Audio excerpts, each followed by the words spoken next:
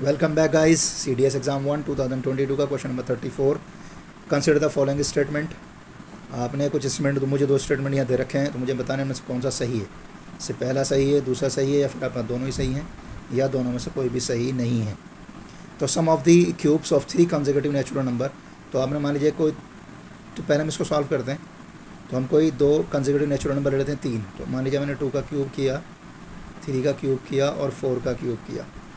इसका क्यूब करूँगा बस 8 आ जाएगा, इसका क्यूब करूँगा 27 आ जाएगा, इसका क्यूब करूँगा तो 64 आ जाएगा, और जब इन सबको प्लस करेंगे तो 99 आ जाएगा। तो तुम्हें पता 99 9 से डिविजिबल है, यानी 11 आ जाएगा। तो उसका मतलब पहला वाला स्टेटमेंट जो है वो करेक्ट है। दूसरे स्टेटमेंट आपसे कह रहा है कि every even power of every odd number.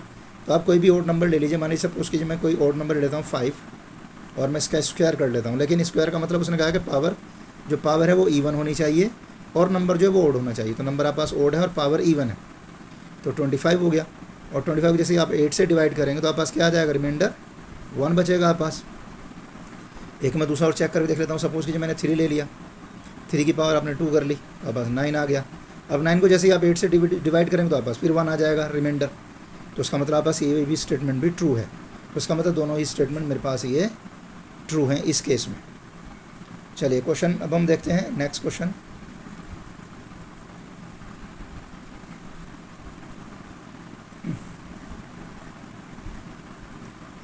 Yes, question number 35। What is the number of divisor of 1000 excluding. आपने इन दोनों को काउंट नहीं करना। जब आप इनके नंबर वो निकाल रहे हो, नंबर ऑफ डिवाइजर्स निकालो, तो आपने 1 को 1000 को कैलकुलेट नहीं करना है। आपको पता है कि 1000 को मैं क्या लिख सकता हूँ, हम इसे 10 क्यूब, और 10 क्यूब मीन्स को हम इसे लिख सकते हैं 2 × 5 क्यूब, यानी 2 क्यूब × 5 क्यूब। तो नंबर ऑफ डिवाइज़र जब आप निकालेंगे, नंबर ऑफ डिवाइज़र्स, सो आप कैसे निकालेंगे वो, सो निकालने के लिए आपने क्या करना, जो भी आपकी पावर दिख रही हैं इनमें आप 1 प्लस करके, 3 + 1, इसमें 1 प्लस करेंगे, इसमें 1 प्लस करेंगे और मल्टीप्लाई करेंगे, 16 हो गए। लेकिन इस 16 में आप बस ये 1 और 1000 भी इंक्लूड हैं। उसने मुझसे कहा कि आपको एक्सक्लूड करना है, तो आप इस 16 से ये 2 और माइनस कर दो, तो आपको बच जाएगा 14। तो उसका मतलब है कि 1000 के जो फैक्टर्स हैं वो टोटल कितने हैं, 14 हैं, जिनमें 1 और 1000 इंक्लूड नहीं है। क्वेश्चन नंबर 36 मेरे पास है। If the sum of the roots of the equation, आपको इक्वेशन दे रखी है, इज़ 0। सो अब ये तो मुझे दे रखा है कि सपोज कि मेरे पास कह लेता हूँ अल्फ़ा और बीटा, मेरे पास 2 रूट हैं किसी इक्वेशन के, किसी क्वाड्रेटिक इक्वेशन के अल्फ़ा और बीटा रूट है, और मुझे ये दे रखा है कि अल्फ़ा प्लस बीटा जो है वो 0 है। और मैं यहाँ से अगर अल्फ़ा × बीटा निकाल लूँ तो मुझे दिख रहा हूँ मेरे पास सिर्फ कितना है, जो जिसके साथ एक्स नहीं है वहाँ पास वो अल्फ़ा × बीटा होता है, यानी -64। अब आपने निकालना क्या है, what is the difference of the roots. Difference means alpha minus beta, और डिफरेंस कैसे निकलता है, इसका फॉर्मूला आप पास है, अल्फ़ा प्लस बीटा का whole square -4 alpha beta. So बस आपको तो पता है, तो 0 है, ये 0 तो आप पास ये माइनस में है दिख रहा है आपको, तो क्या हो जाएगा, √4 × 64।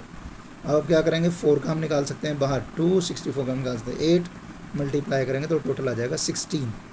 This is your difference, B option. चलिए क्वेश्चन नंबर हम देखते हैं 37। आप पर लिखा है piece of cloth cost 10,000 if 2 metre longer piece of the same cloth is purchased. यानी जितना आप यहाँ पे ख़रीद सकते थे, अगर आपसे 2 मीटर ज़्यादा कपड़ा ख़रीद लें, यही कपड़ा फॉर द सेम अमाउंट, पैसा भी आपने ज़्यादा खर्च नहीं करना है, तो कह रहा है कि उसकी जो कॉस्ट है वो 250 पर मीटर कम हो जाएगी। So what is the original length of the piece of the cloth. जो ओरिजिनल लेंथ थी आपको वो निकालनी है। अब जाहिर सी बात है, जब हम यहाँ पे करेंगे तो आप कह रहे हैं कि अगर 2 मीटर ज़्यादा ख़रीद लें आप कपड़ा, तो पहली बात तो आपको पता होना चाहिए कि किस किस से डिवाइड हो जाएगा। तो ये आपके पास 8 से भी डिवाइड हो जाएगा, 10 से भी डिवाइड हो जाएगा, और 16 से भी डिवाइड हो जाएगा। डिवाइड अगर नहीं हो तो 12 से नहीं हो, तो जाहिर बात मैं तो चलूँगा ही नहीं फिर। अब आप क्या कर सकते हैं, आप 2 मीटर ज़्यादा कपड़ा ख़रीदते हैं, तो सपोज़ कि मैं डिवाइड करता हूँ 8 से पहले, 8 से आप डिवाइड करेंगे 1000 को, तो आप कितना हो गया, ये तो भाई आप पास आ जाएगा लगभग 8 दूनी 16, नहीं 1200।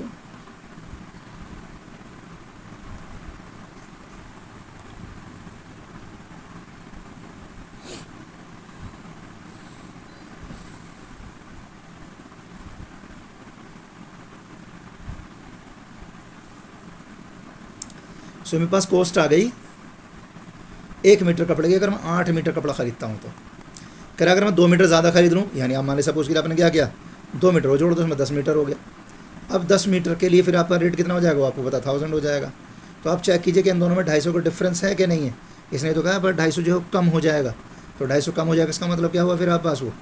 तो अब जाहिर सी बात है, तो इट वुड कॉस्ट 50 लेस, यानी 250 रुपये कम हो जाएंगे पर मीटर पर। तो अब ज़्यादा पहले जब मैं 8 मीटर कपड़ा खरीद रहा था तो मैं 1250 आ रहा था, और जब मैं 10 मीटर कपड़ा यानी 2 मीटर ज़्यादा खरीद रहा हूँ तो मुझे 10,000 रुपये पड़ रहा है। दोनों का डिफरेंस 250 है, तो इसलिए आप पास आंसर जो है इसका वो है ए ऑप्शन। यस।